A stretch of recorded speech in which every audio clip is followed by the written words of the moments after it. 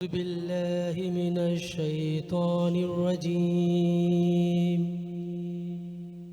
بسم الله الرحمن الرحيم. قل هو الله أحد الله الصمد لم يلد ولم يولد ولم يكن له كفوا أحد. صدق الله العظيم. آمین. سبحان اللہ. اعوذ باللہ من الشیطان الرجیم. بسم اللہ الرحمن الرحیم. شروع اللہ کے نام سے جو بڑا مہربان نہایت رحم فرمانے والا ہے. آج کی ہم اپنی ٹرانسمیشن کا آغاز کرتے ہیں اس دعا کے ساتھ کہ اللہ تعالی ہمیں اس مبارک مہینے میں روزے کی قدر اور قرآن پاک سے اپنا تعلق مضبوط کرنے کی توفیق عطا فرمائے. آمین ثم آمین. تمام میرے ناظرین، میرے حاضرین اور دنیا بھر میں جہاں جہاں سے ہماری یہ ٹرانسمیشن دیکھی جا رہی ہے ان سب کو رمضان کا یہ دوسرا عشرہ بہت بہت مبارک ہو. اور خوش آمدید کہتے ہیں ناظرین. ٹرانسمیشن سحر رمضان پاورڈ بائی بنو یوتھ کی آواز. السلام علیکم ورحمۃ اللہ. اور امید کرتا ہوں کہ آپ لوگ بھی سب ٹھیک ٹھاک ہوں گے، خیریت سے ہوں گے، جہاں جہاں اپنے رمضان المبارک گزار رہے ہوں گے. چلتے ہیں طیبہ کی جانب. السلام علیکم. کیسی ہیں آپ؟ ٹھیک ٹھاک ہیں؟ میں ٹھیک ہوں، آپ کیسے ہیں؟ الحمدللہ. طیبہ کی آج طبیعت ٹھیک نہیں ہے لیکن ہم سب دعا کریں گے کہ انشاءاللہ آپ کی طبیعت بالکل ٹھیک ہو آمین. جائے. جزاک کیا ہوا ہے؟ اللہ. بخار ہوا ہے، نزلہ ہوا ہے، وائرل فیور ہو رہا ہے، فلو ہو رہا ہے. تھکن بھی ہو جاتی ہے بیکاز ماشاءاللہ طیبہ بیزی بھی بہت ہوتی ہیں، جاب بھی کرتی ہیں، پھر ساتھ ساتھ ہمارے ساتھ ٹرانسمیشن بھی کرتی ہیں، اور جیسے کہ انہوں نے بتایا تھا کہ کچن کی بھی ذمہ داری ان کے اوپر ہے. ایسا ہی ہے. ٹھیک ہے، چلیں اللہ تعالیٰ آپ کو جلدی سے صحت دے اور آمین. انشاءاللہ ہم سب دعا کرتے ہیں. ٹرانسمیشن کو مزید آگے بڑھاتے ہیں. بالکل. ہمارے ساتھ مہمان ہیں، اس کے بعد پھر ہم انشاءاللہ نعت رسول بھی شامل کریں گے. بالکل. ہمارے آج کے جو مہمانان ہیں ماشاءاللہ سے سارے ہی آج مذہبی اسکالر ہیں. تو ناظرین آج بہت ہی زیادہ جو غزوہ بدر کا ایک ٹاپک ہے اس سے مستفید ہونے والے ہیں، ان کے بارے میں جاننے والے ہیں. تو آج کے جو ہمارے اسپیشل مہمانان ہیں، ہمارے جو مذہبی اسکالرز ہیں، سیدہ مونا کاظمی، یہ ماشاءاللہ سے معروف مذہبی اسکالر ہیں. انہیں اپنے پروگرام میں سحر رمضان میں خوش آمدید کہیں گے. السلام علیکم. کیسی ہیں آپ؟ خیریت سے ہیں؟ بہت شکریہ آپ پروگرام میں تشریف لائیں اور ہمارے اس خوبصورت سے پروگرام کا حصہ بنی. انہی کے ساتھ ہمارے ساتھ موجود ہیں شہناز محمد لویا جو کہ سوشل ایکٹیوسٹ ہیں. انہیں بھی پروگرام میں خوش آمدید کہیں گے. السلام علیکم. وعلیکم السلام. کیسی ہیں میم؟ خیریت سے؟ الحمدللہ. اس خوبصورت سے سیگمنٹ کا حصہ بننے کا بہت بہت شکریہ کہ آپ تشریف لائیں اور اپنے قیمتی وقت سے چند لمحات اس خوبصورت سے پروگرام کو دیں. بہت بہت شکریہ. بہت بہت شکریہ آپ. انہی کے ساتھ ہمارے جو مہمان ہیں عمر حبیب جو کہ اسلامک اسکالر ہیں، انہیں بھی پروگرام میں خوش آمدید کہیں گے. السلام علیکم. وعلیکم السلام. خوش آمدید کہتے ہیں آپ کو. کہتے ہیں کیسے ہیں آپ؟ ٹھیک ہیں الحمدللہ. ماشاءاللہ. جی. اور انہی کے ساتھ ہمارے ہر دل عزیز مذہبی اسکالر جن کی باتوں سے ہم روزانہ کی بنیاد پر مستفید بھی ہوتے ہیں اور ہمیں بہت ہی اچھی اسلامک معلومات بھی فراہم کرتے ہیں، مفتی معین بیگ مجددی صاحب، انہیں پروگرام میں خوش آمدید کہیں گے. السلام علیکم. کیسے ہیں صاحب؟ خیریت سے؟ بہت شکریہ پروگرام میں تشریف لائے. اور ٹرانسمیشن کو مزید آگے بڑھاتے ہوئے ہم نعت رسول صلی اللہ علیہ وسلم شامل کرتے ہیں، پھر انشاءاللہ ہم اپنے سیگمنٹ کا آغاز کریں گے. آپ سے گزارش کرتے ہیں کہ نعت رسول صلی اللہ علیہ وسلم. بشیر قادری صاحب پروگرام میں خوش آمدید کہتے ہیں. بسم اللہ. وہ شہر محبت جہاں مصطفیٰ ہے، وہیں گھر بنانے کو جی چاہتا ہے. سبحان اللہ. وہ سونے سے کنکر، وہ چاندی سی مٹی نظر میں بسانے کو جی چاہتا ہے. جو پوچھا نبی نے کہ کچھ گھر بھی چھوڑا تو صدیق اکبر کے ہونٹوں پہ آیا. وہاں مال و دولت کی کیا ہے حقیقت، جہاں جہاں لٹانے کو جی چاہتا ہے.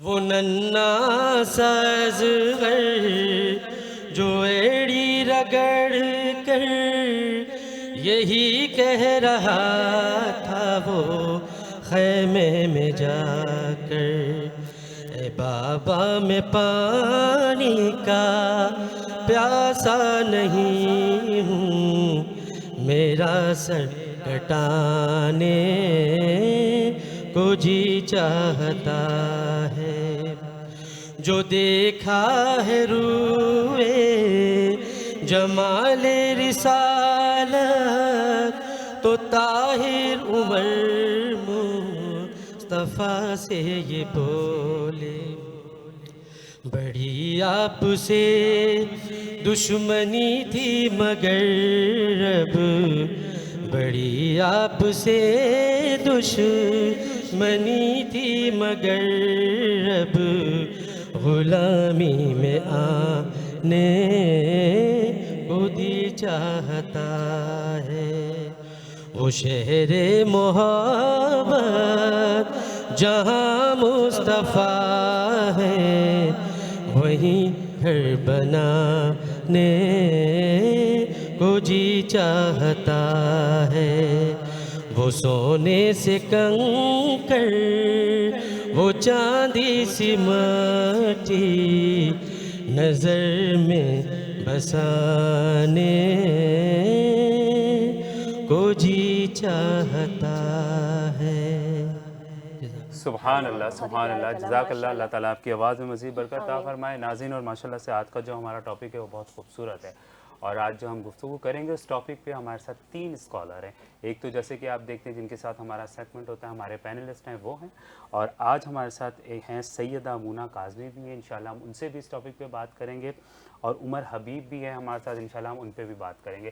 تو ایک بار ٹاپک بتائیں پھر انشاءاللہ ہم اس کا آغاز کریں گے۔ بالکل، آج کا جو ہمارا ٹاپک ہے وہ اتنا ہی خوبصورت ٹاپک ہے کہ جن کے بارے میں ایک تاریخ رقم کی گئی، غزوہ بدر، یعنی کہ بقائے اسلام کی وہ پہلی جنگ جس میں 313 مسلمان اور ہزاروں کی تعداد میں کفار تھے، لیکن اللہ رب العزت نے مسلمانوں کو فتح اور نصرت عطا فرمائی۔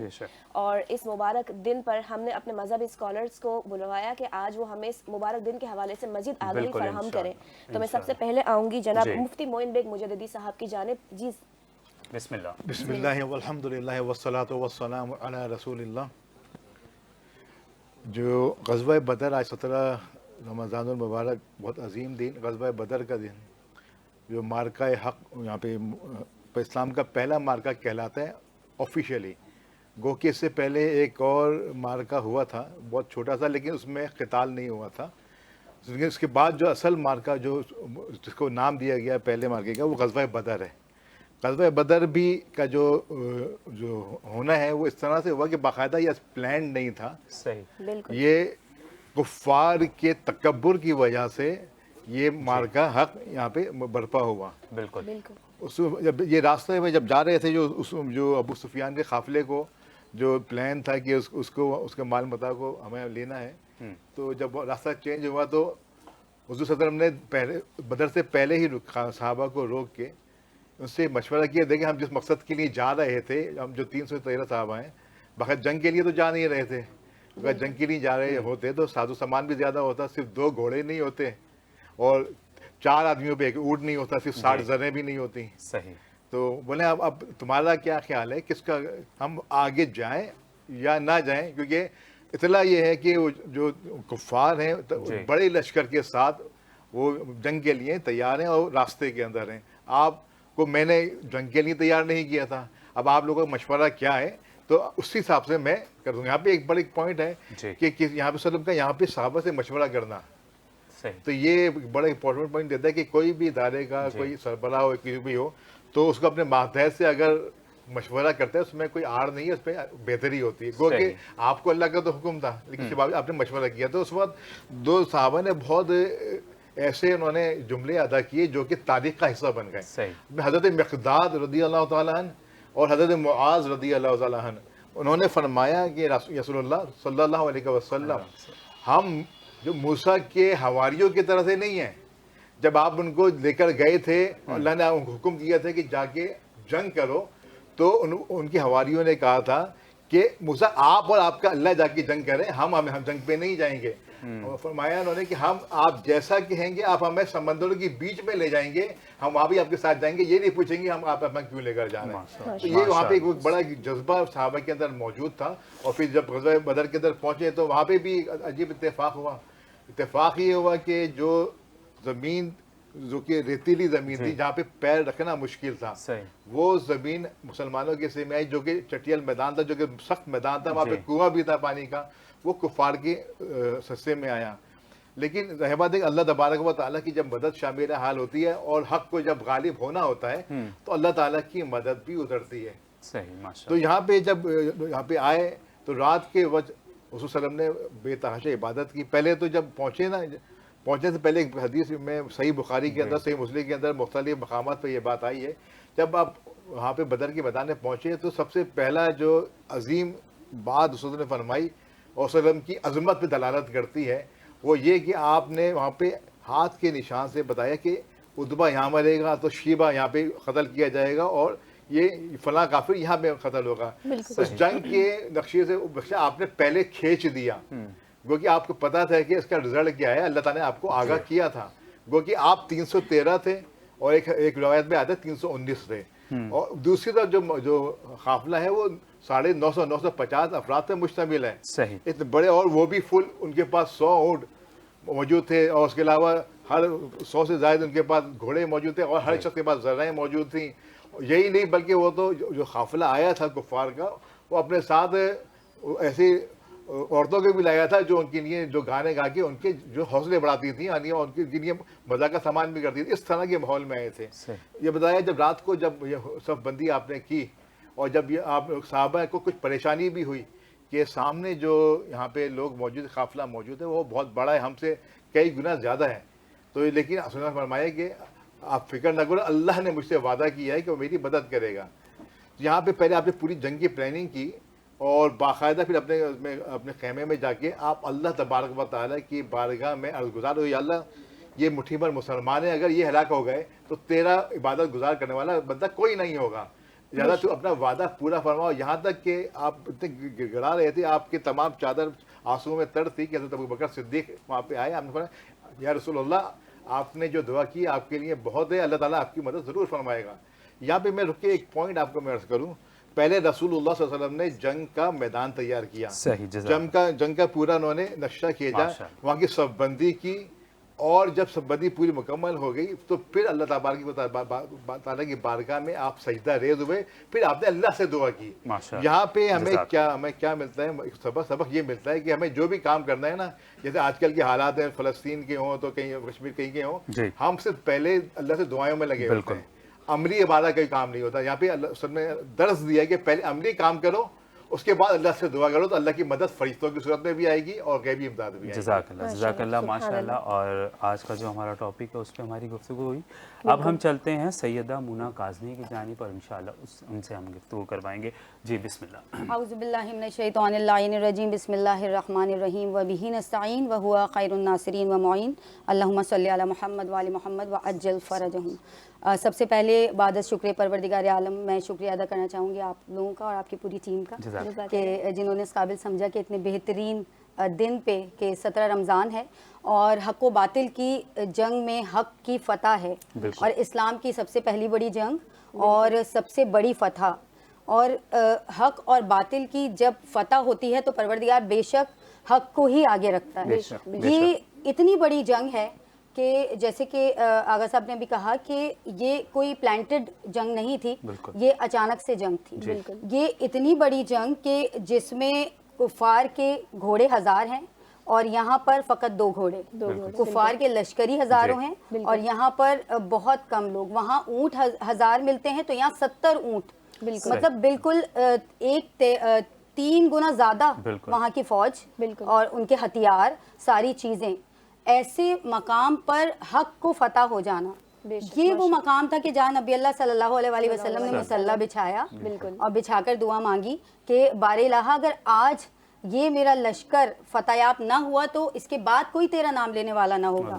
اور اس کے بعد پروردگار عالم نے سورہ انفال کی آیت سورہ انفال میں موجود ہے کہ پروردگار عالم نے آپ نے دعا مانگی تو پروردگار عالم نے آپ کی دعا کے عوض پروردگار نے یہ وعدہ کیا کہ میں 1000 فوج کا 1000 فرشتوں کا لشکر میں آپ کی جنگ میں بھیجوں گا.